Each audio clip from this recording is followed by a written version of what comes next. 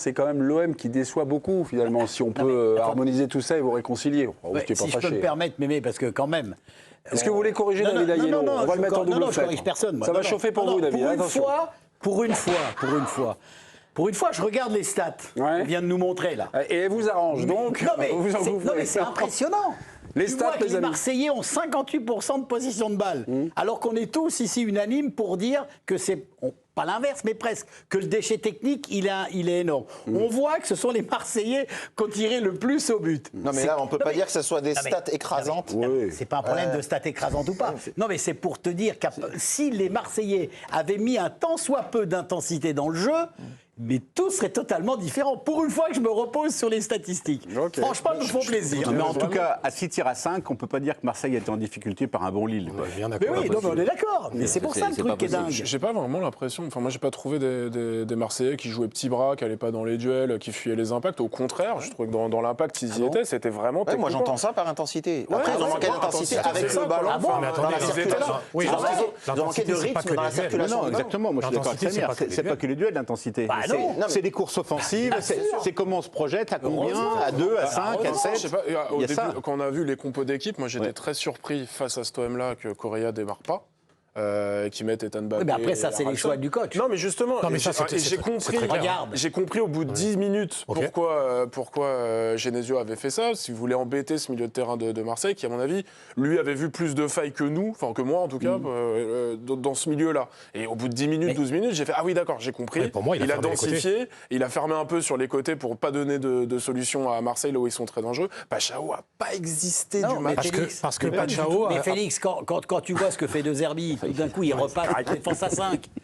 On sent tout de suite qu'il craint les joueurs de l'équipe de Lille. Tu repasses d'une défense à 5, tu te refermes plus ou moins sur ton système défensif et malheureusement pour toi, dans le premier quart d'heure, tu te fais bouffer et tu prends un but totalement, à mon sens, Olivier, totalement idiot. Ce qui est le plus important, c'est et après, non mais je termine juste dans la comment dire, l'intensité. Déjà, l'entraîneur, il te fait un petit peu.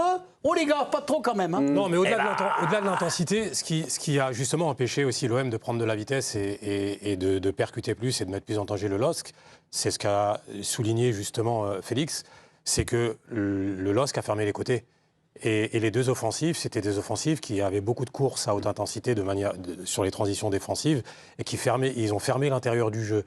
On avait deux ailiers côté de l'OM, des joueurs d'intérieur, des joueurs faux-pieds, qui ont pour habitude et qui aiment aller chercher un appui et rentrer vers l'intérieur. Pas que ça, au donc. Exactement, et les deux ailiers ont fermé les espaces complètement. Et une fois que Lille a laissé le ballon, parce qu'au départ, c'est pas ce qu'ils ont fait au départ, ils sont allés les chercher très haut, ils les ont mis en grande difficulté. Et après, Gamen est sorti.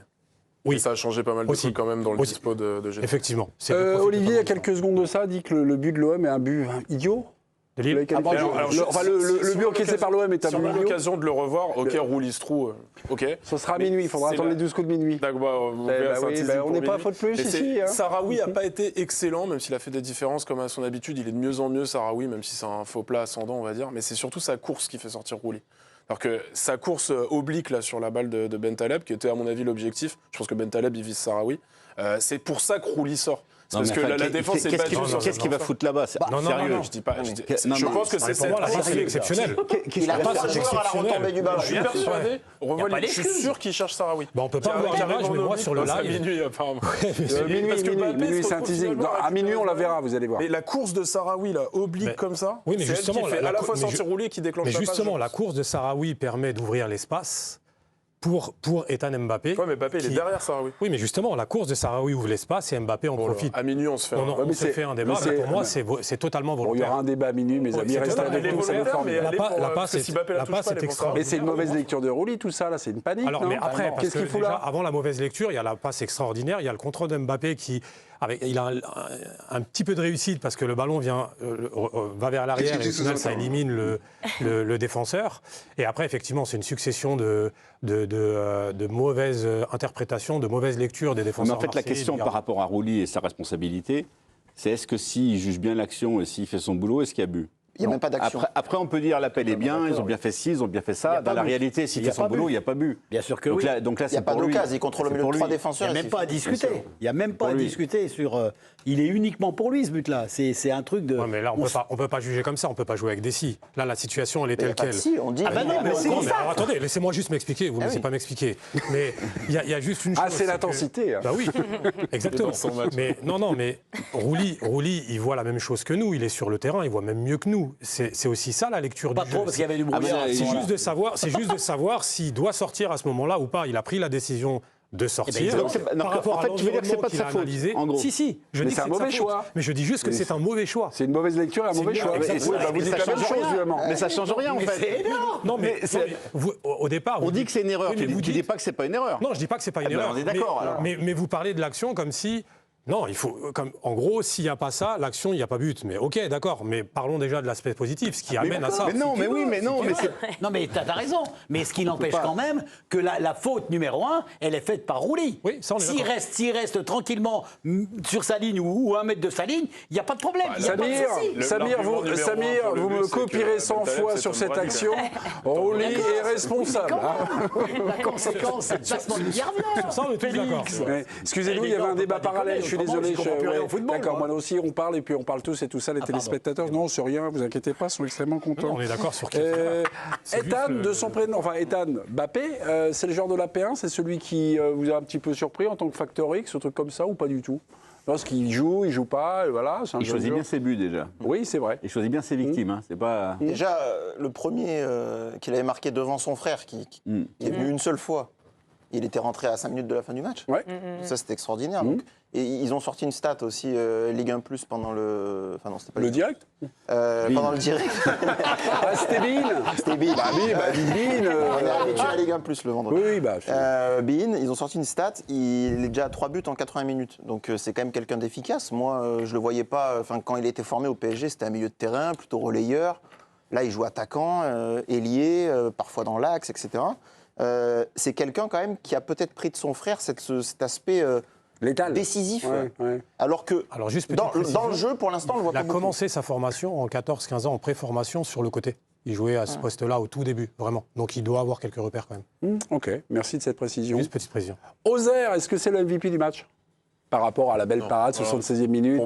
Non, pour moi, c'est vraiment le milieu lillois. Je cherche moi, je dirais Ben Taleb. Ouais, Ben Taleb. Ozer, il fait un sacré arrêt quand même. Ouais. Ce qui est marrant, c'est que c'est toujours la même chose. On passe nos temps à expliquer le foot par des tas de stratégies. Ouais.